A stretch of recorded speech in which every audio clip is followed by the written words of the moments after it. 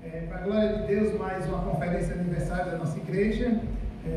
Nesse instante, vamos estar orando, agradecendo ao Senhor por mais um ano de existência nesse local. Santo Deus e Pai, muito obrigado, Senhor, pelo dia de hoje. Obrigado, meu Deus, pela presença dos irmãos.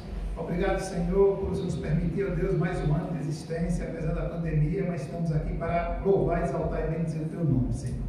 Abençoe esse trabalho, ó Deus, que cada dia ele possa crescer para a glória do nome do Senhor. E ajuda, Deus, a nos estarmos trabalhando, Pai, para ver pessoas a cada dia mais se aceitando Jesus Cristo como Senhor e Salvador de suas vidas. Muito obrigado, meu Deus, por tudo. Obrigado, Pai, pela vida daqueles que por aqui já passaram na liderança desse trabalho, que deram a sua contribuição. Ou seja, que o Senhor esteja abençoando grandemente a vida de cada um dos teus filhos. Nós te louvamos por tudo, Pai, e te agradecemos em nome de nosso Senhor e Salvador Jesus Cristo. Amém.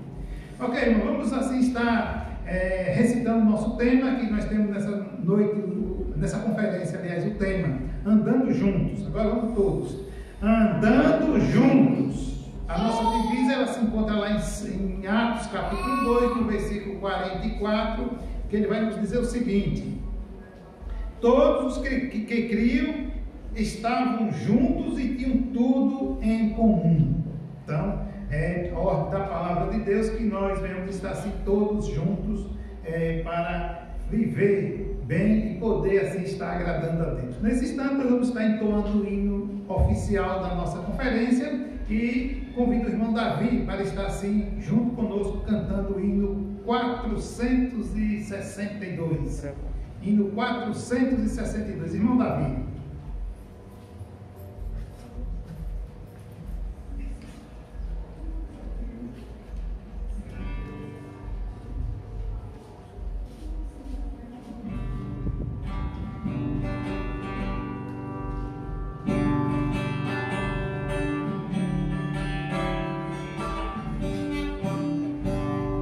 Irmãos fiéis, unimos já para trabalhar por nosso Deus e combater com todo amor o rei do mal e o servo seu. Unidos vamos já, por Deus conosco está, em combater o mal, vitória nos dará. Firmados no Senhor, lutemos com ardor, seguimos sempre a Cristo, forte Redentor. Vitória a todos, com Cristo Rei, os seus fiéis alcançarão, em seu poder os guiará, avante todos em união. Unidos vamos já, pois Deus conosco está, em combater o mal, vitória nos dará. Firmados no Senhor, lutemos com ardor, seguindo sempre a Cristo, forte Redentor.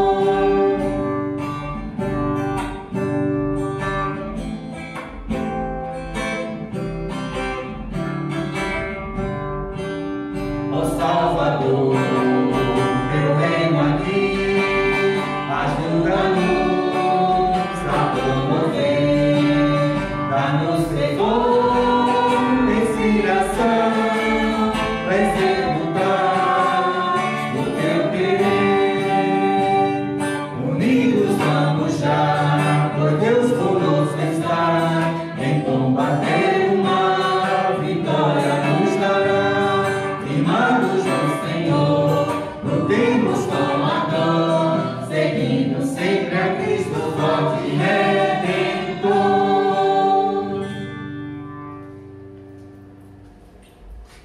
Amém, graças a Deus. Vamos assim agora abrir nossas Bíblias lá para o livro de João, no Evangelho de João, capítulo 2.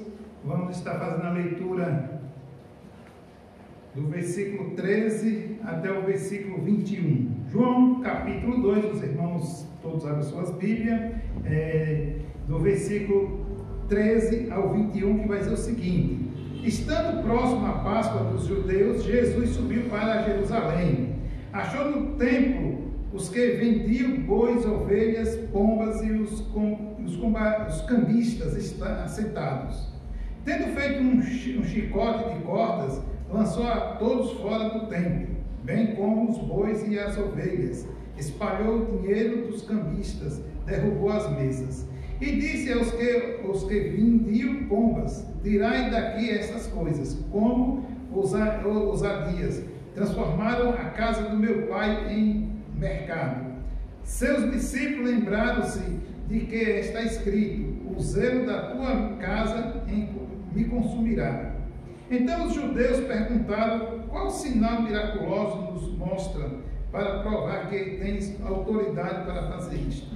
Respondeu-lhe Jesus: destruíste o templo, e em 3 dias levantarei de novo. E disseram os judeus: em 46 anos foi edificado este templo, e tu o levantarás em 3 dias? Mas ele falava do templo do seu corpo. Amém? Que Deus aplique a sua palavra aos nossos corações. Vamos estar orando mais uma vez. Santo Deus e Pai, muito obrigado, Senhor, pela leitura da tua palavra. Obrigado, meu Deus, pela vida do pregador, a mensagem que vai ser pregada daqui um pouco, que ela venha falar profundamente aos nossos corações. Ó Deus, eu tenho de misericórdia com a vida do pastor Ebenezer, ó Deus, e que possamos assim sair daqui, ó Deus, abastecidos com a tua palavra. Ajuda-nos, ó Deus, em tudo e permita que a tua igreja possa cada dia ser um farol aceso neste bairro. Obrigado, meu Deus, por tudo, por o que o Senhor tem feito, o Senhor já fez, ó Deus, e temos certeza, Pai, que muitas coisas ainda fará usando o teu povo aqui neste local. Nós te agradecemos em nome de nosso Senhor e Salvador Jesus Cristo. Amém. Amém. Ok, irmãos, vamos continuar louvando o nosso Deus para podermos assim fazer o que Deus mais quer, é que os teus filhos estejam louvando o nome dele. Nós vamos cantar agora 2 hinos, o hino 217 e em seguida o 278. 217 e em seguida o 278. E dessa feita eu chamo o irmão Davi para estar assim nos ajudando. Irmão Davi.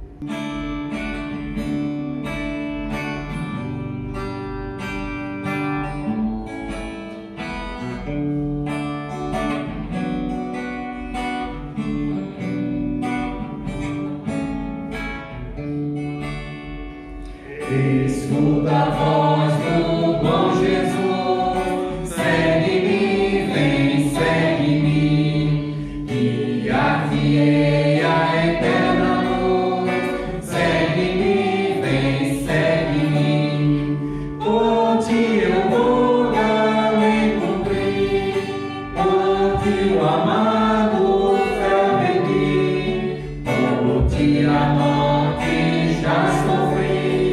Segue-me, vem, segue-me, liberto dos pecados teus. Segue-me, vem, segue-me, guiar-te-ei aos altos céus. Segue-me, vem, segue-me, oh, quantas vezes te chamei e tu quebraste a minha lei. Criador teu eu fiquei, segue-me, vem, segue-me, em mim tu podes descansar, segue-me, vem, segue-me, vem teus cuidados me entregar, segue-me, vem, segue-me, eu sou teu Deus, teu Salvador.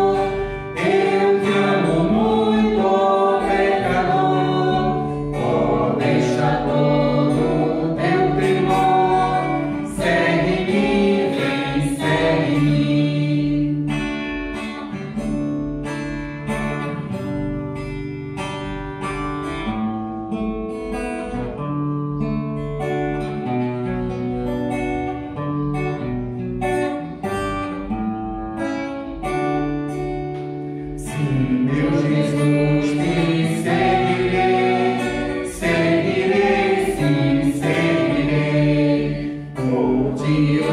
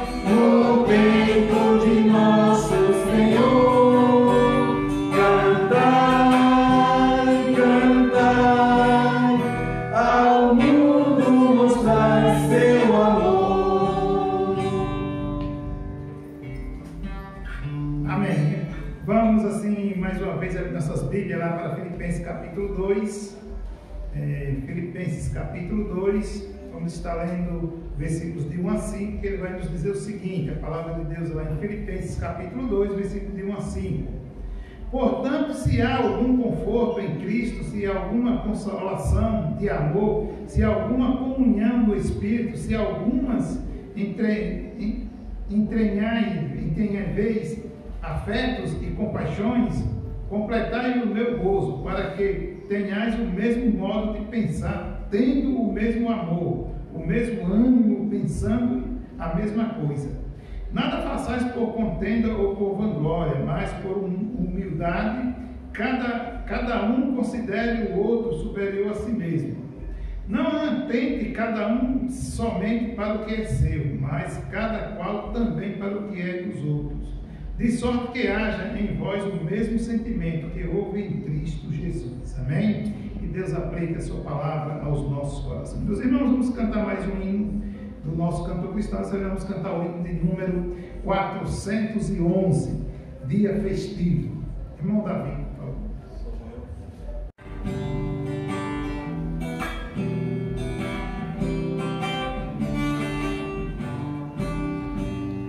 Que alegria neste dia nós estamos a gozar.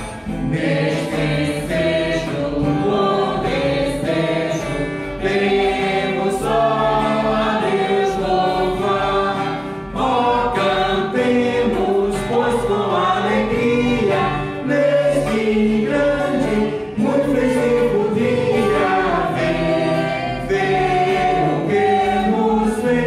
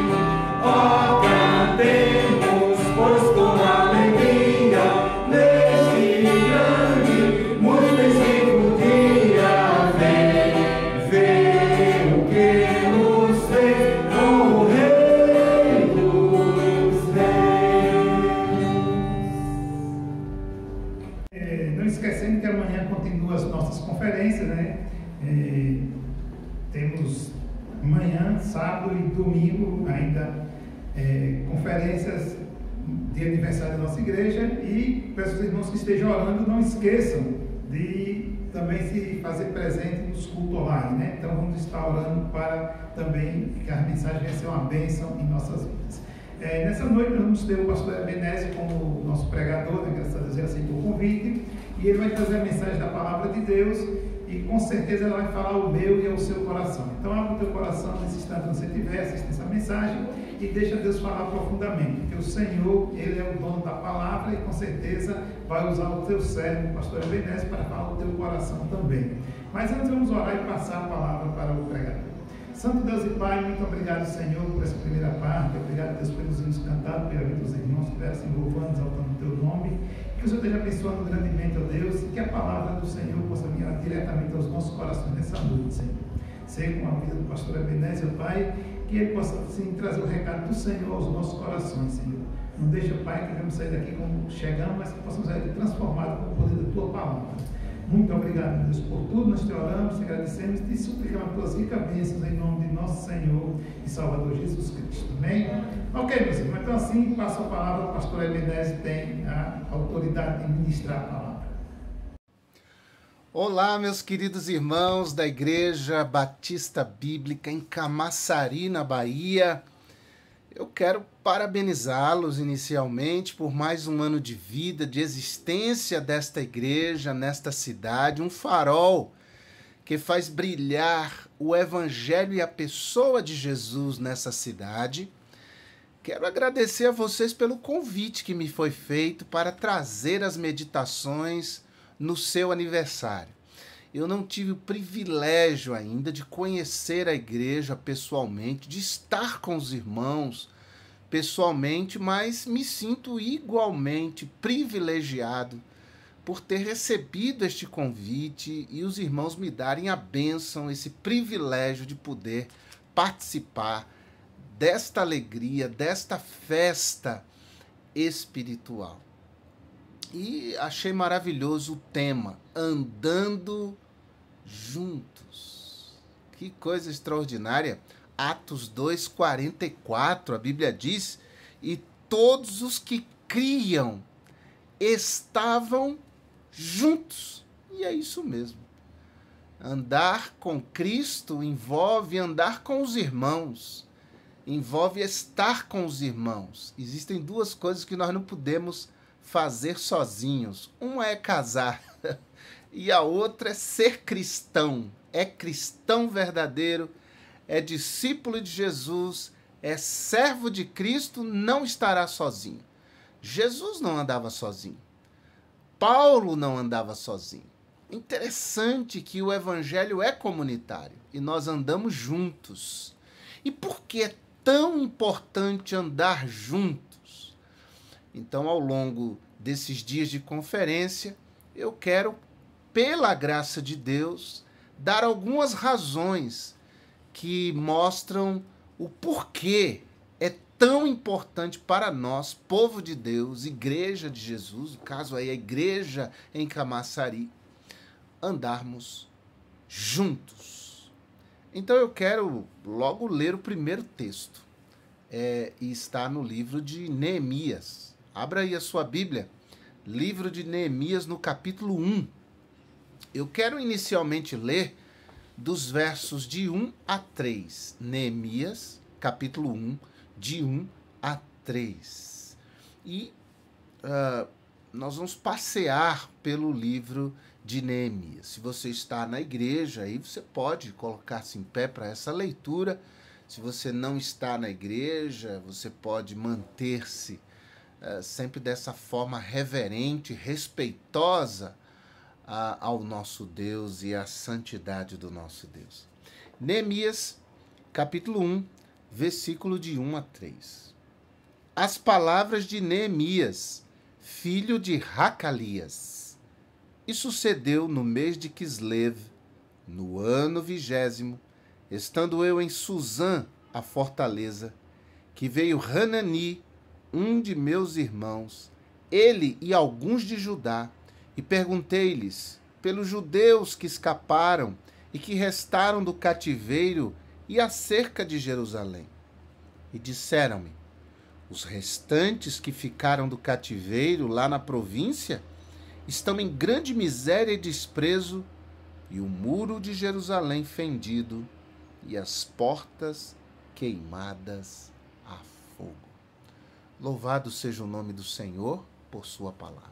Obrigado, Pai, por esse tempo, pela vida dos teus servos, pelo aniversário desta igreja. E, ó Deus, eu peço tua graça, para que nestes dias o Senhor nos fale profundamente ao coração e que sejamos desafiados e motivados a andar contigo, a andar juntos. Que seja assim, em nome de Jesus. Amém. Muito bem. Vamos pensar então sobre essa primeira razão por que é tão importante andarmos juntos. E a razão primeira é essa: porque juntos somos capazes de grandes realizações. Você conhece bem a história de Neemias. É a história de um povo que está se reconstruindo. E ele se reconstrói a partir da reconstrução dos muros, das casas, posteriormente do templo. E eles fazem isso juntos. O livro de Neemias é um livro de múltiplos ensinamentos. E esse ensinamento do que nós podemos realizar unidos e juntos é muito forte ao longo deste livro. Nós não estamos muito acostumados com essa imagem das muralhas. As cidades na antiguidade precisavam de muralhas para sua defesa. Interessante porque para quem estava dentro de uma cidade murada, como é Jerusalém, por exemplo, até hoje, a cidade velha de Jerusalém é murada. Para quem estava dentro de uma cidade murada, a cidade representava segurança. E para quem estava fora da cidade murada significava proteção. E se esses que estavam fora da cidade murada, eles tinham más intenções, então os muros de uma cidade representavam para os inimigos um grande desafio de superar aquela barreira física que eram as muralhas, entrar na cidade e dominar os seus moradores. O livro de Neemias é um livro que fala dos últimos acontecimentos do Velho Testamento. E ele foi escrito cerca de 420 anos antes de Jesus nascer. E mostra como Deus pode levantar um homem e após ele um povo. E essa união entre este homem de Deus e o povo de Deus realizar grandes, extraordinárias coisas. E assim é o desafio para esta igreja no seu aniversário. Juntos, vocês podem realizar grandes coisas para Deus. A igreja chegou até aí porque os irmãos estão juntos. Mas eu creio, não tenho dúvida nenhuma, há muito a fazer e há grandes obras a realizar se os irmãos se mantiverem juntos e unidos. Esse homem de Deus era um copeiro do rei, do Império Medo-Persa. E, irmãos, o copeiro era um garçom, ele cuidava da comida, da despensa do rei. E não importa quem nós sejamos, o que importa é que estejamos juntos. E o Senhor Deus olha a união e honra a união do seu povo, a ponto de Jesus clamar e pedir: Pai, faz-nos um, para que o mundo saiba que tu me enviaste. Agora, existem algumas etapas nesse processo de reconstrução dos muros e que acabam servindo para a nossa edificação e o fortalecimento da nossa união. Se não, vejamos. A primeira etapa no processo de reconstrução daqueles muros, e por que não dizer da vida daquele povo que se uniu é a etapa da oração. Veja comigo, capítulo 1, versículos 5 e 6. Versículo 4. E sucedeu que, ouvindo eu estas palavras, que palavras? As palavras que lemos no início, de que o povo estava em vergonha, em opróbrio, prostrado, as muralhas destruídas, os muros completamente rachados, algumas partes derrubadas, as portas que guardavam a cidade, os acessos à cidade através daquelas portas, haviam sido queimadas a fogo, e uma situação calamitosa. O que Neemias faz? E sucedeu que, ouvindo eu estas palavras, assentei-me e chorei e lamentei por alguns dias, e estive jejuando e orando perante o Deus dos céus. É impressionante o que um povo pode fazer a partir da oração de um homem. E a mudança, as grandes realizações começam a partir da oração de uma pessoa, de um homem, de uma mulher. Essas pessoas começam a orar e Deus começa a se mover. A vida do cristão tem que ser pautada com oração, porque tudo começa com oração. O primeiro tijolo que Neemias colocou naquela construção não foi físico, mas foi espiritual. O tijolo da oração. E a oração pode ser solitária, como era o caso aqui de Neemias, mas posteriormente ele vai levar o povo a orar. A oração pode ser comunitária. A oração, gente, é a respiração da alma do crente. Então, essa igreja precisa orar para realizar grandes coisas, para construir grandes coisas, para reconstruir coisas que circunstâncias derrubaram. Ore, portanto, igreja. Ore nem que seja no ventre de um peixe como Neemias, numa fornalha como os amigos de Daniel. Ore a Deus nem que seja numa cova de leões como foi Daniel, que preferiu passar uma noite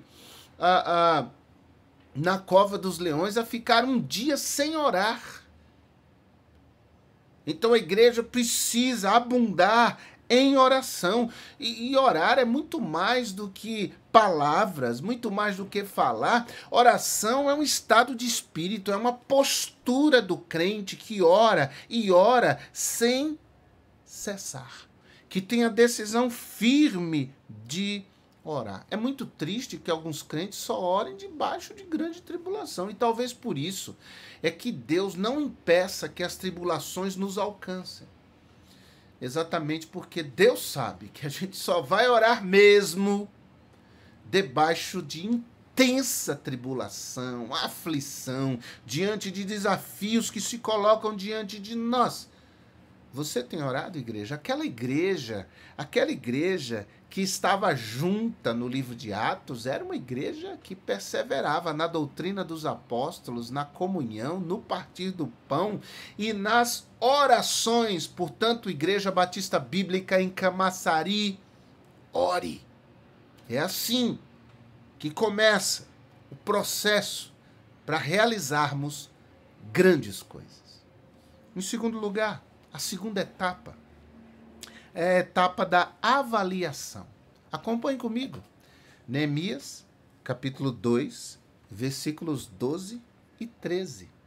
A palavra do eterno Deus assim nos diz: E de noite me levantei, eu e poucos homens comigo, e não declarei a ninguém o que o meu Deus me pôs no coração para fazer em Jerusalém.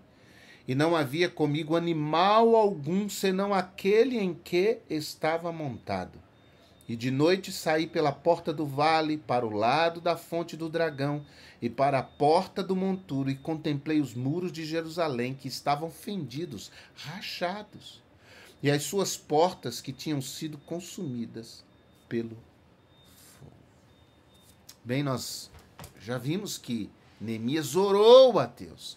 E Deus abriu todas as portas, o rei abriu todas as condições, deu um cheque em branco para que Neemias pudesse ter todo o material necessário e a comitiva da reconstrução que levasse esses materiais para que o povo pudesse reconstruir suas muralhas, sua cidade, o templo, enfim, reconstruir suas vidas. E meus irmãos, aqui nós vemos Neemias já em Jerusalém, inspecionando os muros. Ele sai em cima de uma montaria e ele sai ali circulando a cidade, olhando aonde estava rachado, aonde estava derrubado, o estado das portas, o que podia ser restaurado ou o que não podia ser restaurado, o que precisaria ser novo. Ele vai olhando meticulosamente o estado das muralhas. Isso é avaliação. E uma igreja realiza grandes coisas quando tem esta firme disposição de olhar para si, de avaliar a si, de avaliar as suas condições. É muito fácil cair nos outros. Eu quero ver cair em si. Onde é que estamos errando? Onde é que nós estamos falhando? Quais são as áreas da nossa igreja que não estão funcionando bem, que precisam de uma intervenção, que precisam de mais pessoas, que precisam de ajuda, que precisam de treinamento, que precisam de um curso? Só os fracos, só os tolos não aprendem com os vencedores.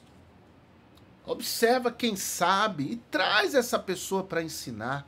Traz essa pessoa onde é que nós estamos errando, por que é que nós estamos enfrentando determinada dificuldade em determinado ponto, quais são os nossos pontos vulneráveis, os nossos pontos cegos. Essa avaliação precisa ser uma realidade para quem quer juntos realizarem grandes coisas. E observe, irmãos, eu disse aqui, é mais fácil cair nos outros do que em si. Então a autoavaliação é tudo. Uma ovelha chegou para o pastor dela e disse: essa igreja precisa orar mais, essa igreja precisa amar mais. E o pastor disse: ei, você, igreja, então você precisa orar mais, você precisa amar mais, você precisa trabalhar mais, você precisa comprometer-se mais. É claro que nós, seres humanos, temos aquele mecanismo que o nosso pai Adão usou diante de Deus, hein? O mecanismo da transferência de culpa. Adão, diante do pecado que ele cometeu, sua esposa cometeu, ele diz: olha, a mulher que o Senhor me deu. Ele joga a culpa na mulher. E quando Deus vai à mulher, a mulher joga a culpa na serpente. A serpente me enganou e eu comi. Quer dizer, Adão quase está dizendo a Deus: olha, eu não pedi mulher nenhuma, eu de repente caí num sono e quando acordei tinha uma mulher aqui. Quem arrumou essa mulher foi o Senhor. Então, essa mulher que o Senhor me deu, ela é que comeu e deu a mim para eu comer. Quase jogando a culpa em Deus, não é? Quando a mulher diz assim: a serpente que o Senhor me deu, a serpente que o Senhor me deu, não, a serpente me enganou e eu comi, ela está quase dizendo: mas para que serpente nesse paraíso? Quem foi que criou a serpente? Você está quase jogando a culpa em Deus também. E quem sabe se Deus fosse a serpente ia encontrar alguém para jogar a culpa. A gente não sabe. O fato, gente, é que nós temos que abandonar as desculpas e culpar os outros. Essa igreja é sua. E essa igreja começa com você. Você é a Igreja Batista Bíblica em Camaçari. Então não jogue a culpa no obreiro. O obreiro, o irmão Ronivaldo, né, o obreiro aí, não joga a culpa, e eu sei que ele não vai fazer isso, joga a culpa na igreja, nada disso, gente. Avaliem a si mesmo. Como obreiro, como eu posso melhorar, como eu posso ser melhor, como eu posso evoluir, como eu posso pregar melhor, ensinar melhor, ser melhor. Como igreja, como eu posso ser melhor, como eu posso trabalhar melhor, como eu posso produzir melhor, o que eu posso fazer de melhor, como eu posso mudar a minha estratégia de ação para que o departamento onde eu trabalho seja melhor, ou o departamento ao qual eu pertenço seja melhor. É isso, essa autoavaliação. Por quê? Porque não há vítimas nesta vida. Observe o capítulo 2, versículo 6. A palavra de Deus diz... aliás, capítulo 1, versículo 6. É o capítulo 1, verso 6. Diz assim, na oração de Neemias: estejam, pois, atentos os teus ouvidos e os teus olhos abertos para ouvires a oração do teu servo, que hoje te faço perante ti de dia e de noite, pelos filhos de Israel, teus servos.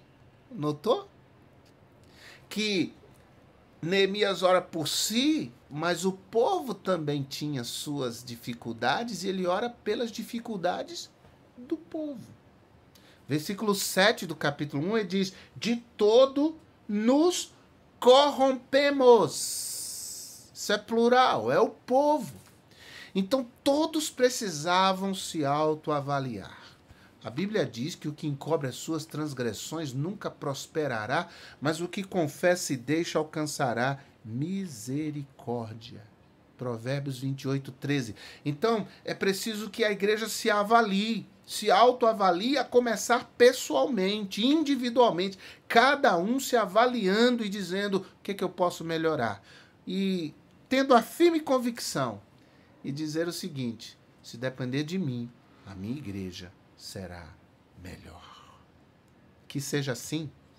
A terceira etapa nesse processo de reconstrução, nessa grande obra, nessa grande realização que o povo conseguiu fazer, é a decisão. Oração, avaliação, decisão. E observe comigo capítulo 2, versos 17 e 18 do livro de Neemias. Está aqui claramente. Então lhes disse: bem vedes vós a miséria que estamos, que Jerusalém está assolada e que suas portas estão queimadas, ou melhor, têm sido queimadas a fogo. Vinde, pois, reedifiquemos o muro de Jerusalém e não sejamos mais opróbrio, ou uma vergonha. E no verso 18 ele diz: então lhes declarei como a mão do meu Deus me fora favorável. Óbvio, Neemias orou. E Deus o foi favorável. E ele diz: como também as palavras do rei que ele me tinha dito. Então disseram, aí a resposta daqueles líderes, daqueles homens eminentes e, portanto, que eram representantes do povo, a resposta deles foi: levantemo-nos e edifiquemos, e esforçaram as suas mãos para o bem. E essa igreja esforce, fortaleça suas mãos para o bem, que tome esta decisão. Oração, avaliação, decisão. Irmãos, eles tomaram a firme decisão e decisão corajosa de recomeçar. E recomeçar uma escolha, eu digo sempre isso, recomeçar é uma escolha. Então escolha recomeçar, porque o que muda o cenário, o que muda a nossa história não é o que a gente sabe, não é o tempo de vida que a gente tem, não é o tempo de vida cristã que nós temos, não é o tanto de conhecimento que nós temos, mas o que muda a nossa história é o que a gente decide e faz. Aquele povo orou, aquele povo avaliou e aquele povo tomou a decisão.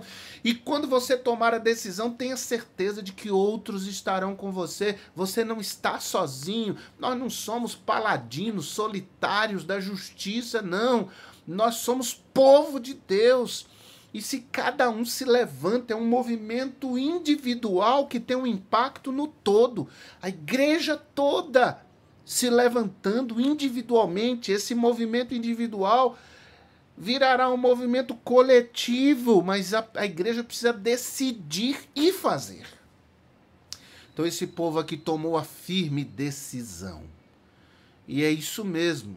Eu sei que todo aniversário é um momento para reavaliar, para avaliar a situação e dizer o que eu posso melhorar, como eu posso ser melhor como igreja.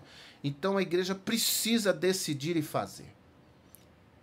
Não é só falar, não é só lamentar, nada disso. Ore, avalie, decida, unam as mãos, decidam juntos. Observe que é no plural que ele diz: levantemo-nos e edifiquemos o muro. É uma atitude coletiva. Então que essa igreja possa orar, possa avaliar e possa decidir o que fazer. Mas há uma quarta etapa nesse processo, porque é assim, para grandes realizações juntos, temos que orar, temos que avaliar, temos que decidir. Enfrentar oposição. Quarta etapa no processo de reconstrução daquele povo foi a etapa da oposição. É o capítulo 4. Observe o versículo 1. E sucedeu que, ouvindo Sambalate, que edificávamos o muro, ardeu em ira e se indignou muito e escarneceu dos judeus e falou na presença de seus irmãos e do exército de Samaria e disse: que fazem esses fracos judeus? Permitir-se-lhe-ia isto? Sacrificarão a Cabaloão num só dia, vivificarão os montões do pó, as pedras que foram queimadas. E estava com ele Tobias o amonita, e disse: ainda que edifiquem, contudo, vindo uma raposa, derrubará facilmente o seu muro de pedra. Acontece que quando ouviu-se o zum, zum, zum, os boatos de que aquele povo estava reconstruindo os muros da sua cidade, Jerusalém, pessoas que não eram do povo de Deus começaram a se incomodar e começaram a tramar estratégias para impedir o andamento daquela reconstrução. Então nós temos Sambalate, Tobias, mais adiante vai se falar de um tal Gesem, que era árabe, todos opositores para que a reconstrução não prosperasse, para que aquela grande realização não acontecesse. E é assim, meus irmãos, enquanto tudo estava tranquilo, enquanto aquele povo não estava com colher de pedreiro nas mãos, não estava nos andaimes, trabalhando, fazendo massa, carregando pedra para reconstruir os muros, os inimigos estavam quietos. Mas foi só haver o movimento que adveio da oração, da avaliação e da firme decisão que a oposição já se levantou. E é assim mesmo. Quando a gente está quieto, o diabo fica quieto. E você diz assim: então vamos ficar quieto. Não, não, não. Se você ficar quieto, nada é construído. Nada é alcançado. Nada é efetivamente visto como um trabalho e os resultados desse trabalho. Então, quando a igreja fica quieta, o diabo fica quieto. O diabo não mexe com a igreja que é inoperante, com uma igreja que não ora, com uma igreja que não avalia, com uma igreja que não decide. O diabo nem liga para ela. Mas o diabo ataca é uma igreja que ora, é uma igreja que avalia, é uma igreja que decide, é uma igreja que faz, que trabalha. Só que nós sabemos que nosso Deus é todo-poderoso e que Cristo triunfou sobre principados e potestades, e o diabo está incluído nesse grupo. Cristo triunfou na cruz, como nos diz a palavra de Deus, através de Paulo escrevendo aos Colossenses. Nós somos mais que vencedores por Cristo Jesus, que nos amou. Então essa igreja precisa estar pronta para orar, para avaliar, para decidir e para enfrentar a oposição. E aí, o que vocês acham em relação a vocês? O diabo está muito quieto. Então a igreja precisa orar mais, precisa avaliar a si mesmo, precisa honestamente avaliar, se decidir mudanças diante da avaliação e começar a agir. E o diabo vai se levantar, mas ele já está derrotado pelo poder do sangue e do nome de Jesus. Louvado seja o nome do Senhor.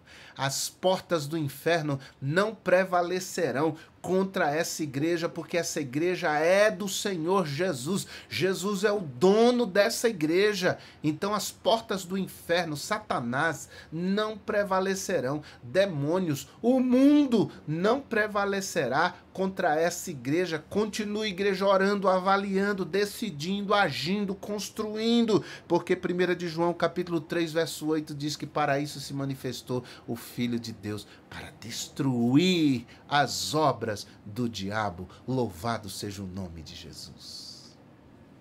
Em último lugar, primeira etapa, oração. Segunda etapa, avaliação. Terceira etapa, decisão. Quarta etapa, oposição.